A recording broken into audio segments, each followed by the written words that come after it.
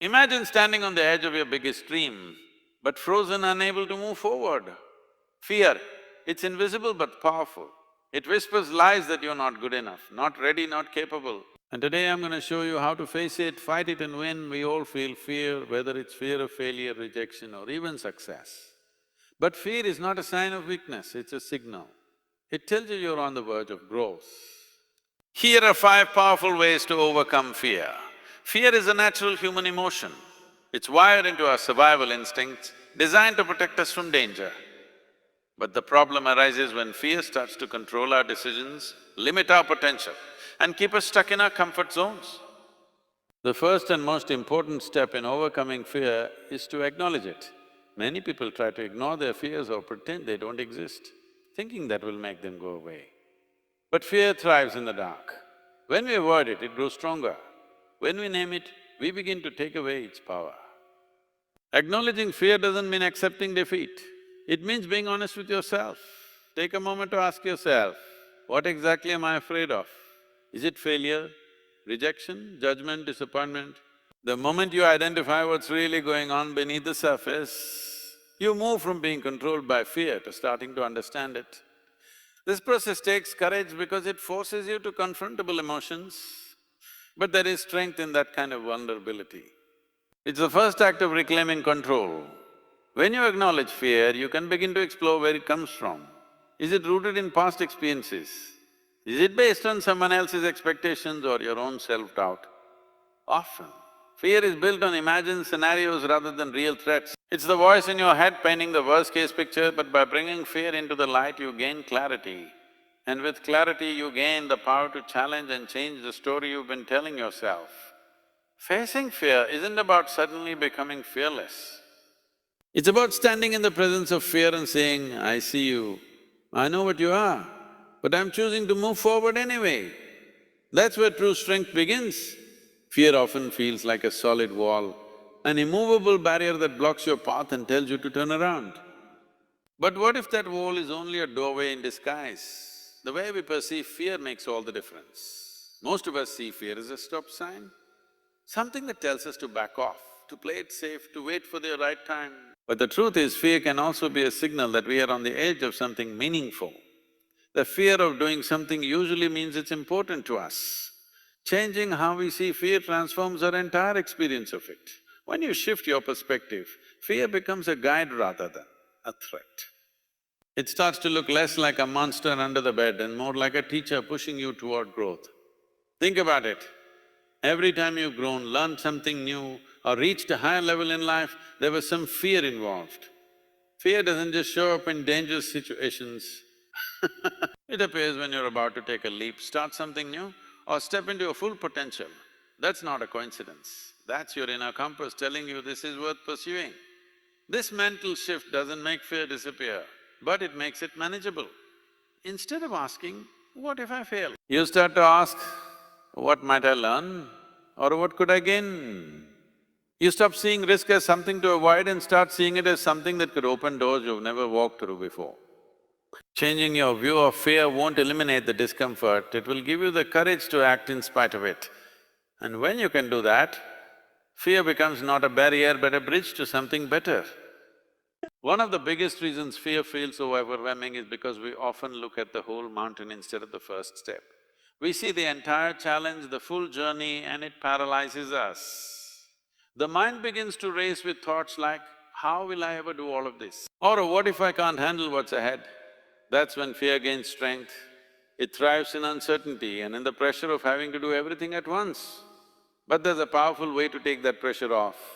Take small, consistent steps. When you break fear down into smaller, more manageable parts, it becomes far less intimidating. Imagine you're afraid of public speaking. The idea of standing in front of hundreds of people might terrify you. But what if your first step was simply practicing your speech alone in your room? Then maybe the next step is delivering it to a close friend or recording yourself, watching it back. And suddenly, what once felt impossible begins to feel within reach. Fear hates progress even if it's slow. And every small action you take is a direct challenge to the fear that's trying to stop you. Momentum is everything. Even the tiniest step forward creates a sense of movement. and that movement builds confidence. You start to realize that fear doesn't mean you can't, it just means you're doing something that matters. And the more you keep moving, the quieter fear becomes. Small steps also give you space to learn and adjust along the way. You don't have to be perfect, you just have to be willing. So instead of waiting for fear to disappear, meet it with action. One small move at a time can carry you further than you ever imagined. And eventually those small steps add up to something big. Fear often finds its strongest footing in the unknown. When we don't feel prepared, when we feel like we're walking into a situation blindly, fear quickly fills in the blanks with doubt, anxiety and worst-case scenarios. That's why preparation and practice are powerful tools for overcoming fear. They give you a sense of control. The more familiar something becomes, the less intimidating it is. When you prepare, you're building a foundation beneath yourself, a steady ground to stand on when fear tries to shake you. You're telling yourself, I've done the work, I know what I'm doing, I'm ready. Practice doesn't just make perfect, it builds confidence. Every time you practice a skill, have a trial run or rehearse a situation, you're sending a message to your brain that you are capable. This repetition rewires your thoughts. What once felt scary starts to feel routine. Think about athletes, performers or public speakers, they all deal with fear, but they practice so often that their fear doesn't stop them from performing. They train their minds and bodies to respond with confidence even in high-pressure moments. You can do the same in your own life, no matter the situation.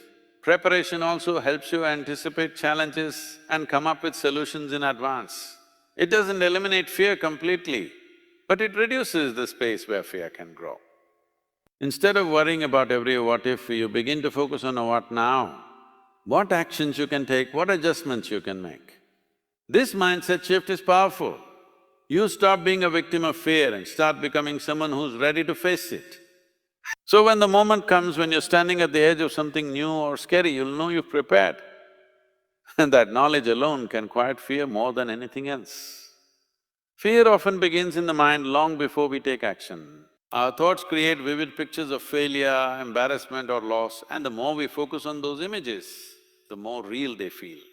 The mind is powerful, it doesn't always distinguish between what's imagined and what's real. That's why visualization can be such a powerful tool in overcoming fear. Instead of letting your mind run wild with negative scenarios, you can train it to picture success. You can feed your brain images of strength, confidence and victory. And over time, your body and emotions begin to follow that script. When you visualize yourself succeeding, delivering the perfect presentation, acing the interview, crossing the finish line, you begin to build mental proof that it's possible. It becomes less foreign, less scary and more like something you've already lived through. Your nervous system calms down because you're replacing fear with familiarity. This isn't about ignoring challenges or pretending things will be easy. It's about giving your mind a new target, a new outcome to aim for, instead of defaulting to fear. You start to walk into situations with a sense of purpose, not panic. Visualizing success also changes how you carry yourself. When you picture confidence, you begin to act it out. Your tone changes, your posture changes. You walk a little taller because your mind believes it can. This mental rehearsal sets you up for real-life performance. You're not just hoping things will go well, you've already seen it happen in your head. And that vision becomes a guiding force when fear tries to creep in. So, instead of feeding your imagination with everything that could go wrong, fuel it with everything that could go right, because what your mind believes, your body begins to achieve. Now is the time to stop letting fear write your story. You've seen what it is, how it works and how to break through it. So take that first step, name your fear, face it, then move no matter how small that movement. Don't wait for the fear to disappear, act while it's still there because that's where your courage is born. Prepare, practice, visualize your success. You are more capable than your fear wants you to believe, so step forward. Own your power and show yourself and the world what's possible when fear no longer